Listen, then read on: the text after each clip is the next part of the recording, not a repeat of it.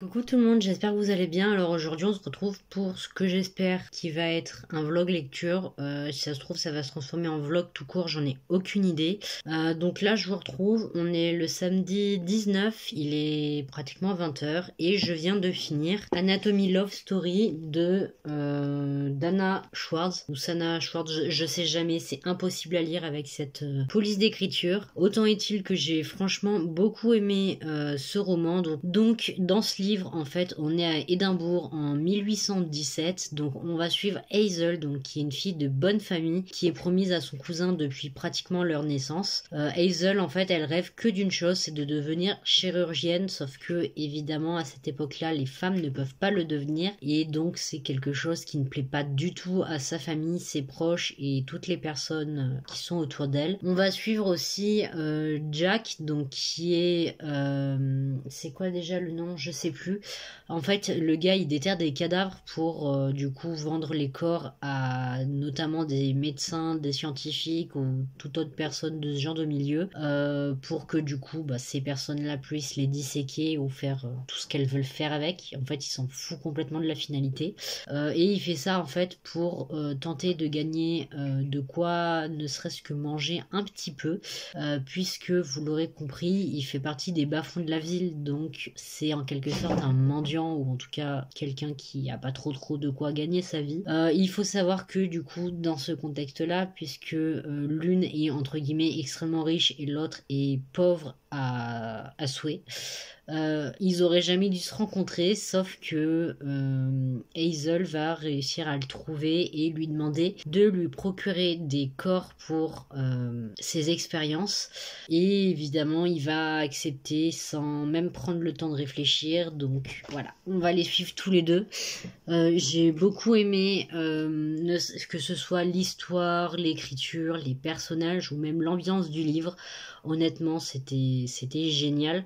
On a à peu près 400 pages, je crois qu'on a même 400 pages tronc, il me semble. Il y a un deuxième tome donc qui s'appelle Immortality, je crois, si je me souviens bien du titre.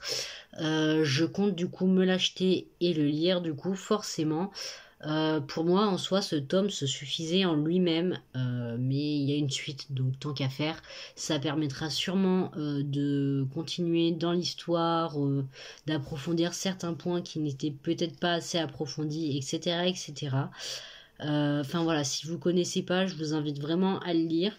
Par contre, faites attention si vous êtes un peu sensible, puisque du coup il est question notamment de dissection humaine, donc on a quand même des détails, certes pas non plus au point où vous avez l'impression d'assister à la scène et d'avoir les trucs qui se passent sous vos yeux, mais on vous en dit quand même suffisamment pour que votre cerveau fasse le reste en fait. Donc si vous aimez pas trop quand ça parle un peu de sang, de personnes qui se font ouvrir hein, concrètement, évitez peut-être. Après c'est vraiment, je sais pas, peut-être l'espace de 10 pages sur 400 pages, donc c'est vraiment disséminé petit bout par petit bout dans le livre. Je sais pas trop du coup combien de temps va durer ce vlog, honnêtement j'en ai aucune idée. Je verrai, sachant que du coup le livre là que je viens de vous présenter, je l'ai commencé hier soir et je l'ai fini là aujourd'hui tout de suite. Je pense que je vais me faire un autre roman demain, enfin je verrai bien, de toute façon il faut que j'avance dans ma pile à lire, donc voilà. En tout cas demain je pense soit me faire Galante de V.E. Schwab, soit continuer Sortirius du coup de Birdie en termes de lecture, hein, je parle évidemment, puisque c'est les prochaines lectures que j'avais prévues, donc je vais peut-être en voir pour en prendre un des deux, ou alors pour me faire un rush sur les Negima, mais le problème c'est qu'à chaque fois que je me dis ça, honnêtement, je lis à la rigueur un double tome et après ça me gave, donc du coup je continue pas. Sauf que il va bien falloir parce que je rêve que d'une chose, c'est de commencer la suite, donc Yuki Holders, puisque je les avais déjà commencé sans avoir fini les Negima. J'avais arrêté parce que ça commençait à me spoil possiblement des choses dans Negima, mais jusque là où j'avais été, je sais que j'avais vraiment beaucoup aimé. Donc voilà, je vais voir du coup parce que c'est vrai que Negima ça commence honnêtement à me gaver. Pour le coup, c'est beaucoup trop enfantin par rapport à Yuki Holders. Vraiment, les deux, c'est des shonen, donc techniquement destinés aux jeunes garçons, de par la définition du coup du terme shonen. Mais vous avez vraiment un gouffre en fait qui sépare les deux, puisque vous avez Negima qui est très très enfantin, tout en ayant énormément de fanservice évidemment, et vous avez de l'autre côté Yuki Holders qui est quand même relativement plus sérieux. Après, ça peut peut-être s'expliquer aussi parce que d'un côté, dans Negima, on suit du coup un gamin de 10 ans, alors que dans Yuki Holders, il est quand même plus âgé que ça. Donc peut-être que ça joue, je ne sais pas. En tout cas, je vous retrouve demain ou ce soir plus tard si j'ai d'autres choses à vous dire, mais je pense que ce sera plutôt demain. À tout de suite. Et recoucou, alors du coup, on est le lendemain, donc on est le dimanche 20. Il est 21h30 quasiment. Je voulais juste du coup faire un petit débrief niveau lecture de ma journée. Donc j'ai commencé le tome 1 de Lady Helen de Alison Goodman. J'en suis quasiment à la moitié. Je pense que d'ici que j'aille me coucher, j'aurai dépassé la moitié ou au moins je l'aurai atteint, c'est une certitude. Pour l'instant j'aime beaucoup. Alors c'est ce que je disais en story Instagram. En fait ce qui me fait rire, c'est que en ce moment j'enchaîne les lectures soit qui se passe dans le passé, plus précisément dans les années 1800, puisque ce roman se passe en 1812, là où Anatomy Love Story se passait en 1815 ou 1816, un truc comme ça. Bref, très peu d'années après. Sachant que pareil, j'enchaîne les livres qui parlent de Londres, de l'Écosse, des trucs comme ça, puisque j'ai lu, normalement vous l'avez vu, j'ai lu du coup un roman, donc Force Hill, qui se passe en Écosse. Anatomy Love Story se passe en Écosse. Sachant que dans les deux, du coup, forcément, il était question de Londres, beaucoup. Et donc, je lis celui-ci qui se passe à Londres. On a déjà mentionné l'Écosse 2 fois là où j'en suis. Je suis hantée par l'Écosse, Londres et les années 1800. C'est incroyable. Je sais pas comment ça se fait vraiment, surtout que c'était pas du tout prémédité ni rien. Donc bon, normalement je vais casser entre guillemets la boucle infernale avec ma prochaine lecture puisque c'est un roman qui se passe en France du coup de nos jours, enfin il y a quelques années parce qu'il est sorti il y a quelques années, mais bref vous avez compris. Donc voilà, en tout cas donc pour l'instant j'aime beaucoup ce qui se passe, j'aime beaucoup l'ambiance, enfin c'est vraiment très intéressant je trouve. Alors je sais pas combien il y a de tomes, en tout cas je pense que je les lirai tous, voilà, je crois qu'il y en a 3 ou 4, un truc comme ça. Donc en gros on va suivre forcément du coup Lady Helen, donc qui va faire son entrée dans le monde en fait comme ils appellent ça.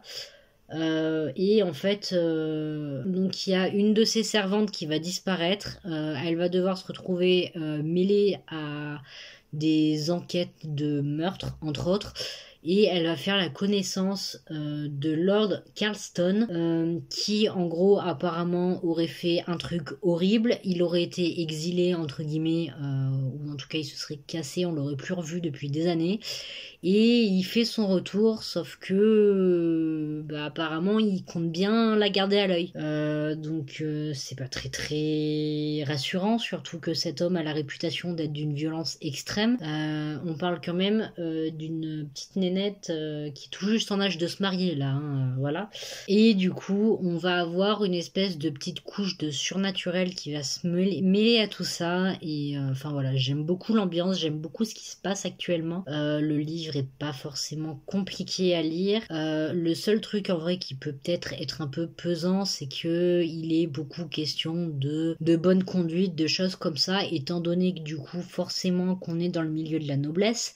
Là-dedans par contre c'est quand même plus poussé que dans Anatomy Love Story, puisque dans Anatomy Love Story En gros, Hazel, elle se baladait un peu à droite et à gauche, beaucoup. Certes, elle aussi venait de faire son entrée dans le monde, donc elle cherchait un mari, machin. Sauf que en fait, Hazel n'a pas vraiment besoin de chercher dans Anatomy Love Story, puisque elle est déjà promise en fait à son cousin depuis leur naissance. Là où Lady Helen, elle sait qu'elle va devoir se marier au bout d'un moment. Je dirais pas qu'elle accepte cette condition, mais pour l'instant, elle s'en préoccupe pas tant que ça, puisque ça l'intéresse pas vraiment. Là où vraiment, de son côté, Hazel, du coup, dans Anatomy Love Story, refusait clairement en fait ce fait-là.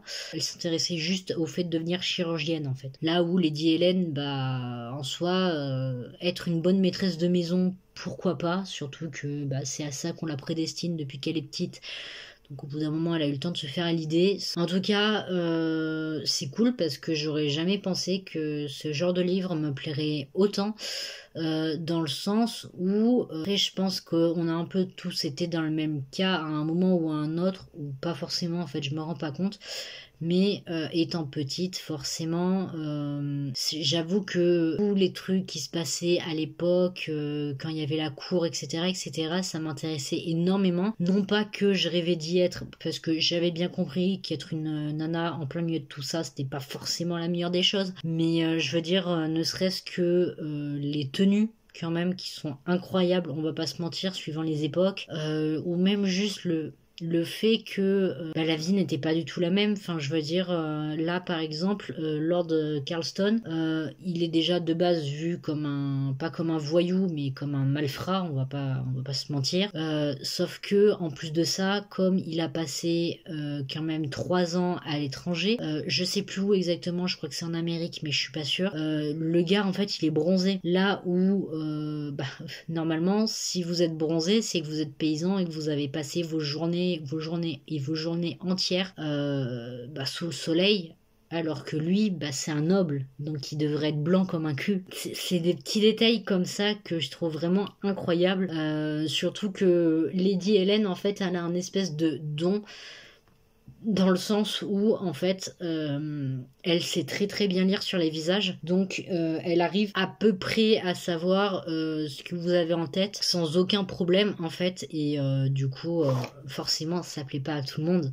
Enfin, je veux dire, dans une époque, même encore aujourd'hui, mais dans une époque où on se gardait bien de montrer aux autres ce qu'on pensait, ce qu'on ressentait, qu'on était là à faire les beaux, les mignons, à parader, à essayer de bien se faire voir, et puis par derrière qu'on allait critiquer le monde entier. Bah, vous pensez bien que quand on est face à quelqu'un qui arrive à savoir exactement ce que vous avez en tête, et qui est capable en fait en même pas un battement de cils de savoir que vous mentez, que vous cachez quelque chose, ou que vous dites complètement autre chose que ce que vous avez l'air de penser, ça plaît pas. Et c'est ça que je trouve incroyable, c'est que autant Lady Helen, du coup, elle a un caractère quand même plus réservé, on va dire, que Hazel, par exemple, du coup, dans Anatomy Love Story. Mais je sais pas, c'est pas les deux mêmes nanas, mais on sent quand même qu'elles ont toutes les deux un fort caractère. Et bon, chez Hazel, du coup, c'est beaucoup plus marqué parce qu'elle est limite impulsive. Mais Lady Helen, par exemple, ça va être des petites piques qu'elle va pas réussir à se retenir de garder pour elle, ou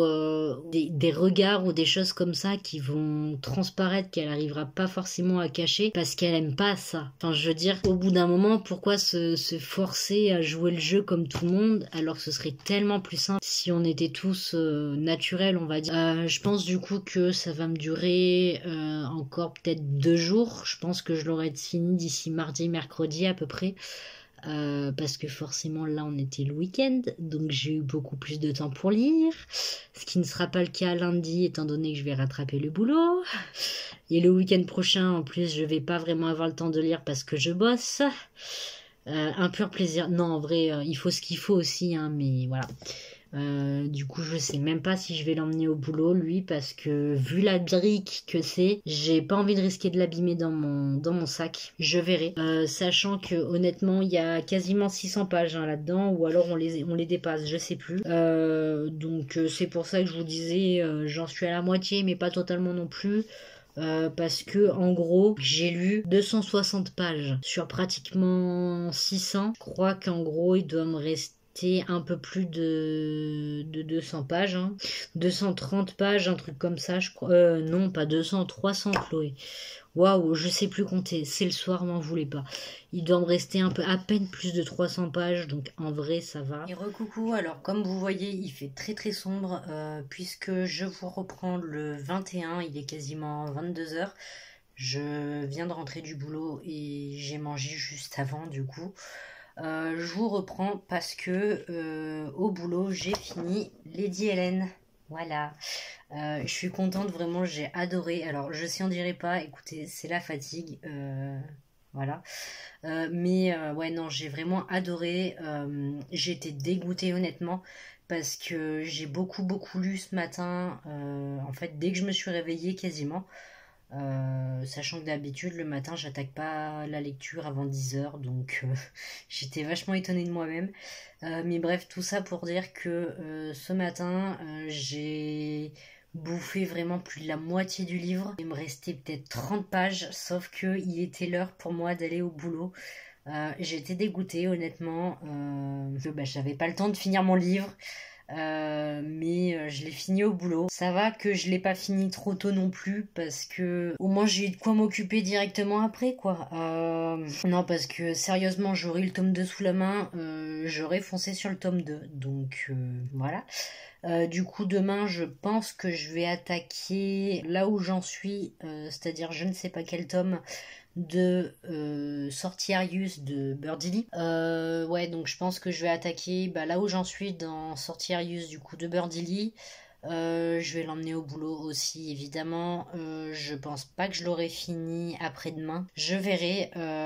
Mais demain, j'ai pas grand-chose de prévu, en tout cas le matin. Donc, ça va être tranquille. Sachant que normalement, je fais un soir-matin. Donc, mercredi, je suis du soir et jeudi du matin. Ce qui fait que je pense que j'aurai pas trop le temps de lire mercredi soir et jeudi honnêtement je sais pas si je serai en état en rentrant. Je suis pas du tout habituée au soir matin. J'ai été pratiquement que du soir en plus depuis que je suis embauchée, c'est-à-dire depuis mi-mars. On est fin août, voilà. Donc les horaires du matin, je suis plus du tout habituée à devoir me lever à 4h du mat pour arriver au boulot pour 5h30 et attaquer à 6h. Un pur bonheur. Non, plus sérieusement, de toute façon, il faut bien que les postes soient faits. Mais voilà, donc du coup, là, je pense que je vais aller me coucher directement parce qu'honnêtement, je m'endors sur place. Voilà, donc je vous reprendrai demain, je pense, pour vous faire un petit point où j'en suis. Je vais essayer de vous prendre le matin avant de partir, ce serait mieux, je pense. Parce que le soir comme ça, je suis fatiguée quoi. Donc j'arrive pas à parler, je bégaye, je parle 10 fois trop vite ou trop lentement, je me rends pas compte. Je fais que me répéter, donc voilà, je vous dis à demain. Et coucou, j'espère que vous allez bien. Alors on est le jeudi 24, si je ne me trompe pas de date. Je ne vous ai pas pris hier parce que j'étais fatiguée, d'autant plus que du coup, je crois que je vous l'avais dit, mais du coup j'ai fait un soir matin. Donc j'avoue que quand je suis rentrée, j'avais qu'une envie, c'était de dormir, évidemment avec la chaleur, je n'ai pas fermé l'œil de la nuit. Je me retrouve, il est quasiment 19h, je suis claquée, j'en peux plus. Sauf que si je me couche maintenant, déjà de 1, je vais pas manger. Et mon estomac, il va me rappeler à l'ordre vers 22-23h, je me connais. Et de 2, je vais être claquée et demain encore, je n'arriverai pas à dormir. Voilà. J'adore mon rythme de sommeil, il est incroyable. Bref, tout ça pour dire que hier, du coup, j'ai commencé et fini le tome 4 de Sortiarius de Birdie. Ce tome, c'est littéralement la peste. Alors, il n'y a pas la peste dedans, mais en gros, il se passe que des crasses. Il est horrible, ça fait l'effet d'une plaie bien infectée dans laquelle quelqu'un vient très gentiment fourrer ses doigts pour vous faire encore plus mal.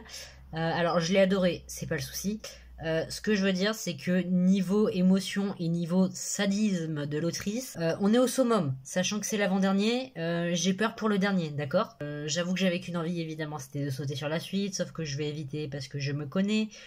Surtout qu'hier, j'étais pas bien, honnêtement, à force de lire comme ça de manière intensive, j'étais en train de me choper un très gros mal de crâne, voilà. Donc, évidemment, je lirai la suite pour ma prochaine pile à lire. C'est-à-dire celle de l'automne du coup je pense, et ensuite du coup je crois que hier, mais je l'ai bien avancé cette nuit et je l'ai fini tout à l'heure. C'est compliqué, mais écoutez, avec mon insomnie j'ai rien trouvé de mieux à faire que de lire. Généralement ça m'endort, ça m'a pas endormi, donc voilà. Bref, tout ça pour dire que du coup j'ai lu Galante de V.E. Schwab. Alors c'est pas un coup de cœur, c'est pas non plus une déception, je dirais que je suis plutôt mitigée. En gros, dans ce roman, on va suivre Olivia, donc qui est orpheline. Tout ce qui lui reste de sa mère, c'est un journal dans lequel, en fait, en gros, sa mère, elle divague complet puisque sa mère était folle, ou en tout cas en train de sombrer dans la folie. Et ça ne s'est pas arrangé du coup puisque techniquement elle a abandonné sa fille, sauf qu'on ne sait pas si elle est morte, bref c'est compliqué. Sachant que en gros dans cette espèce de carnet elle s'adresse à quelqu'un, on ne sait pas trop si c'est Olivia ou quelqu'un d'autre. Autant est-il qu'à la fin, elle la met en garde, elle lui dit surtout quoi que tu fasses, ne va pas à Galante. Voilà. Sachant que du coup Olivia est muette et depuis ses 5 ans je crois à peu près elle voit des ghouls. En gros c'est comme des fantômes, sauf que déjà ils sont complètement défigurés, il leur manque par exemple la moitié d'un visage, etc. Enfin c'est comme des spectres en fait qui sont rapiécés, et en fait elle ne peut pas du coup forcément les toucher, les ghouls du coup ne peuvent pas la toucher. Bref, elle a cette petite particularité là, et en fait un jour l'orphelinat va recevoir une lettre soi-disant de son oncle, sachant qu'elle ne savait pas qu'elle avait de la famille, qui lui disait en gros ouais coucou, je t'ai cherché pendant des années, j'espère que la lettre te parviendra, si c'est le cas s'il te plaît viens rejoins-moi à Galante. Olivia qui a toujours voulu avoir une famille, qu'est-ce qu'elle fait? Elle y va, voilà. Sachant qu'à Galante elle y découvre en fait que ce fameux oncle, en fait ça fait 1 an qu'il est mort, et la seule famille qui lui reste c'est un cousin à peine plus âgé qu'elle qui refuse qu'elle habite ici, enfin à Galante. Du coup il fait tout pour la chasser, sachant que lui et les 2 domestiques qui vivent du coup au manoir ont une peur bleue d'un simple mur de pierre qui est à moitié en train de s'effondrer au fond du jardin. Il serait question d'une malédiction, de choses comme ça. Bref, en gros c'est un livre qui cache énormément de secrets, et je pense en vrai que c'est à cause de ça que je n'ai pas autant aimé que ce que j'aurais pu. C'est qu'en fait pour moi les choses, enfin c'était pas assez détaillé. Dans le sens où on vous raconte l'histoire, on vous donne des éléments, sauf que il y a un personnage, on sait de lui que la façon dont le voit et le désigne Olivia, sauf que par exemple j'aurais bien aimé avoir son histoire, savoir qui il est vraiment, ce qu'il est vraiment. Enfin bref, en gros j'aurais vraiment voulu par exemple notamment en apprendre plus sur lui, sachant que du coup Olivia en gros à travers ça elle espère surtout avoir des indices sur qui étaient ses parents, sachant que de sa mère elle n'a que ce journal intime, et en fait son père elle a rien du tout, à part possiblement le fait qu'elle doit lui ressembler parce qu'elle a déjà vu des photos de sa mère je crois, sauf que elle ressemble pas du tout à sa mère, donc elle comprend pas, sachant que du coup évidemment elle pense qu'un autre point commun ce serait la folie, puisque pour elle elle est folle, c'est pas très normal de voir des ghouls, et elle pense que sa mère les voyait aussi et qu'à cause de ça elle aurait sombré dans la folie, quelque chose comme ça. Enfin bref, en vrai j'ai vraiment bien aimé franchement l'ambiance du livre, parce que en gros tout au long en fait on a vraiment littéralement tout pour faire perdre espoir à notre très chère Olivia.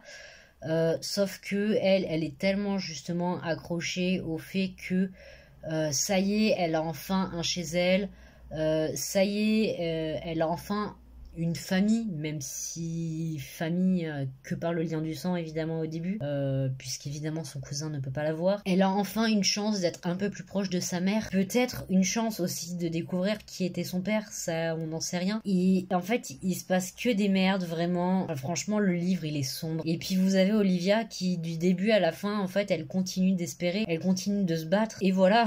Concrètement je sais pas quoi vous dire d'autre, mais on a vraiment cette impression de gros tout va mal et elle trouve toujours moyen de chercher la petite lumière au bout du tunnel, le truc qui va faire qui va chambouler les événements, etc. Une autre chose aussi que j'ai pas trop apprécié c'est la fin, parce que sans spoil en fait moi ce qui m'a dérangé un peu avec la fin c'est que alors la fin est ce qu'elle est, évidemment je ne vais pas vous spoil. Mais j'aurais bien voulu qu'il y ait un truc un peu en mode peut-être que c'est pas fini, comme ce que vous avez des fois avec bon certes ça fait un peu fin ouverte du coup, en mode peut-être qu'il y a d'autres trucs qui peuvent se passer, pas forcément avec les mêmes personnes, mais là j'avoue que ça fait un peu bon bah c'est fini, allez ciao, c'est un peu dérangeant je trouve. En tout cas du coup je sais pas trop si je vais entamer un autre livre aujourd'hui.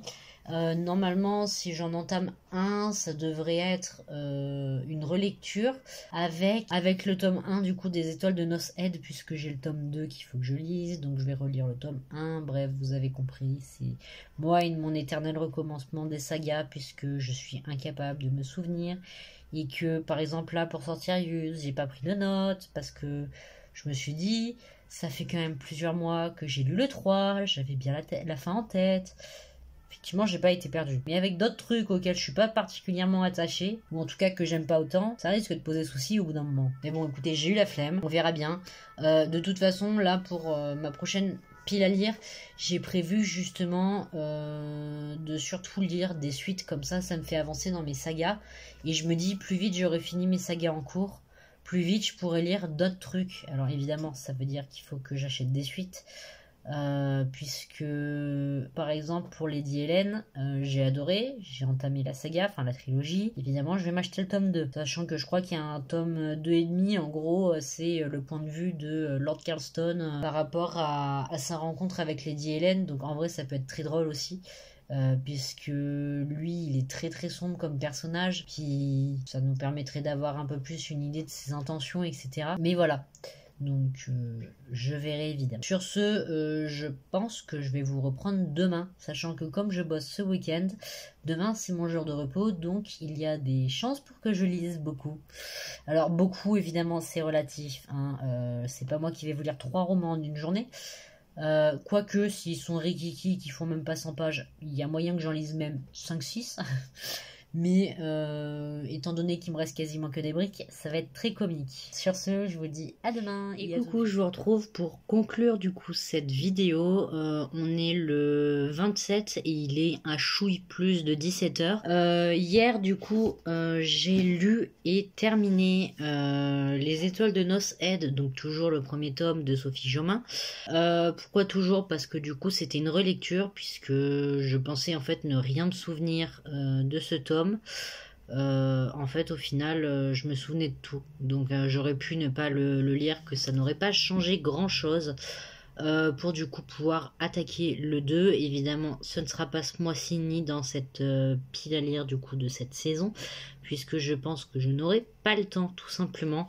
C'est-à-dire que là on est le 27, il me reste un peu moins d'un mois pour lire une quinzaine de livres à peu près. Même en lisant tous les jours ça va être chaud honnêtement. Donc évidemment j'ai encore une fois bien aimé. En vrai je crois qu'en ce moment mes relectures je les aime plus que la première fois que je lis les livres, ce qui est étrange, étonnant même, mais écoutez, tant mieux. Donc je voulais vous parler de ça rapidement, et du coup c'était ce midi, j'ai attaqué du coup le tome 1 de Inheritance Games de Jennifer Lynn Barnes, qui est juste ici.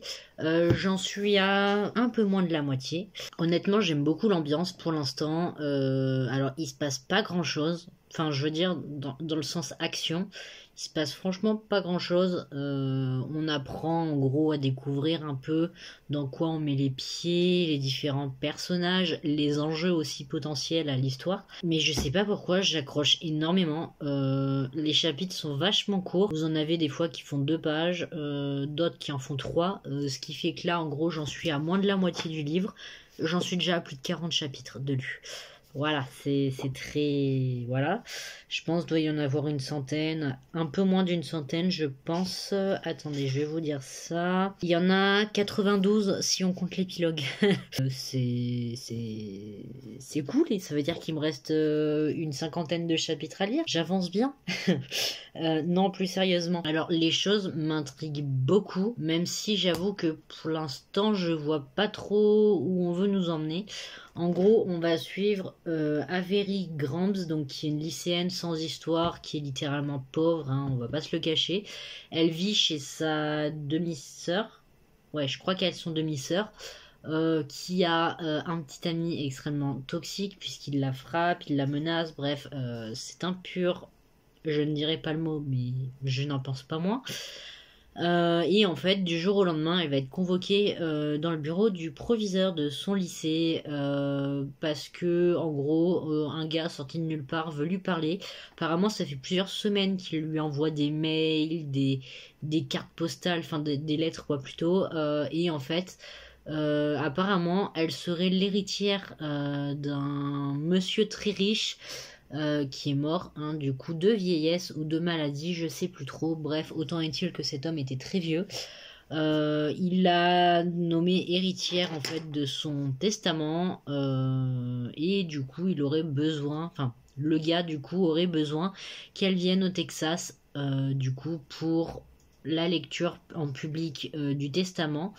Et en fait, elle se retrouve à être littéralement l'héritière de la quasi-totalité de la fortune de ce vieux papy.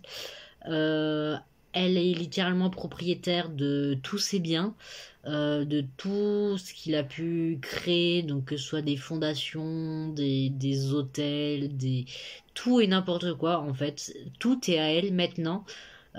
Sachant que du coup, en se faisant, il a déshérité littéralement ses filles. La seule condition pour que tout ça lui appartienne effectivement en totalité, c'est que il faut qu'elle vive ou survive, ça on ne sait pas trop, pendant 1 an dans la propriété du coup principale de ce vieux bonhomme, sachant que tout le monde a envie littéralement de la buter. Comment vous expliquer que 4 petits-fils sont un peu particuliers, enfin 3 surtout parce que le quatrième il en a juste rien à foutre d'elle, mais je veux dire il y a une ambiance un peu pesante en fait. On nous dit qu'ils seraient un peu chelous, à la limite de fous en fait dans ce qui est dit sans l'être dit. Sauf que pour l'instant, bah, à part qu'ils sont un peu, on va dire, dans un autre monde, mais bon, c'est normal, on va dire, pour des riches. Enfin, je veux dire, vous verrez rarement un riche se poser les mêmes questions qu'une personne lambda, on va dire. À part ça, en vrai, pour l'instant. Enfin voilà. Donc pour l'instant, du coup, j'aime beaucoup et j'ai hâte, du coup, de connaître la suite. Honnêtement, j'ose espérer quasiment le finir d'ici ce soir, sauf que vu tout ce que j'ai à faire, ça va être très compliqué. Donc voilà. En tout cas, j'espère que cette vidéo vous aura plu, qu'elle aura pas été trop longue, trop pénible. Je suis contente parce que pour une fois, pour un point lecture, je vous ai quand même parlé de pas mal de livres, puisque vous m'avez quand même suivi sur une semaine de lecture quand même plutôt productive. En tout cas, si la vidéo vous a plu, vous savez quoi faire, hein, évidemment. Donc vous pouvez mettre un petit pouce bleu, un commentaire et vous abonner. Et sur ce, je vous dis à la prochaine. Salut tout le monde.